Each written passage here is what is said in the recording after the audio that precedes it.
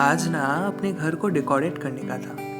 सुबह से साफ सफाई करने के बाद it was the perfect time कि घर में लाइट्स लगाई जाए, घर के नॉर्मल से माहौल में थोड़ी खुशियों का उजाला किया जाए।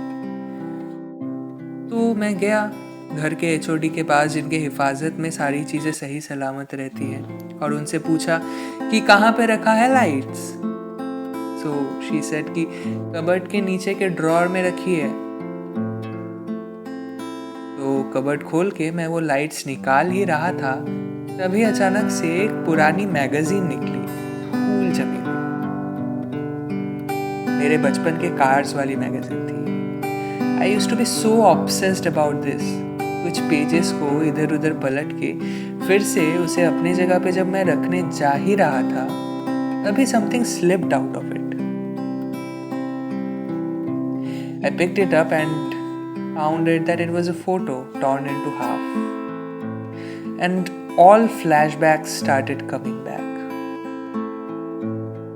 This half of the photo contains me. Me standing and staring at someone holding their hand. And the other half, which is no more there, contained their hand, of course. And at this very moment ना I realized कि लोग बोलते हैं that with time we forget all things, people, longings, etc. And even I believe that until today. Because today I realize that these memories may seem to have faded away, but still parts and pieces of them are buried deep inside.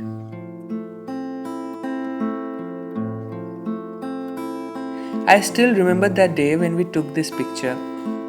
She held my hands, looked deep into my eyes as if she could peep into my soul, and she said, हम दोनों जिंदगी भर ऐसे ही साथ रहेंगे, एक दूसरे का हाथ थाम के। और मैंने मुस्कुरा के कहा था कि सोच लो, बहुत परेशान करने वाला हूं मैं फिर।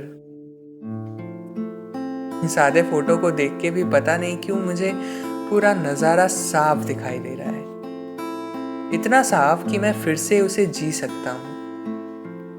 शाम को सूरज की हल्की सी रोशनी में तुम्हारा मुस्कुराता हुआ चेहरा, तुम्हें गले लगाने पर मेरे कंधों पे तुम्हारी वो सांसें, तुम्हारी महक। आज भी ऐसा लगता है कि तुम लिपटी हुई हो मेरे अस्तित्व से। याद है उस दिन हम लोग चलते चलते गुआवा चाट खा रहे थे, और तुम्हें वो तीखी लगी थी पर पसंद भी बहुत आया था। एंड एज यूजुअल तुम्हारा रिचुअल, मुंह धोने के बाद मेरे शर्ट पर अपना मुंह पोंछना।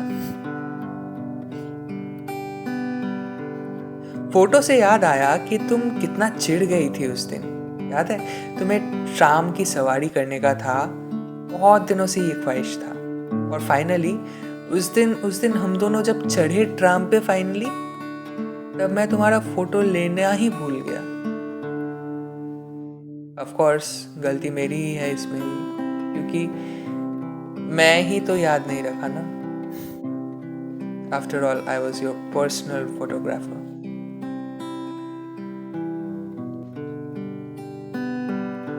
और हर बार घर जाते वक्त हम लोग पिंकी प्रॉमिस किया करते थे कि बहुत जल्द मिलेंगे फिर से, और एक दूसरे के यादों में, ख्यालों में और दिल में खोए रहेंगे।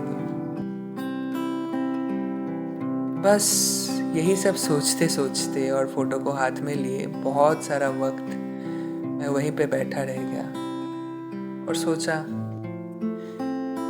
कि इस जिंदगी के सफर में क्या तुम सच में कभी फिर से हाथ थामने वापस आओगे।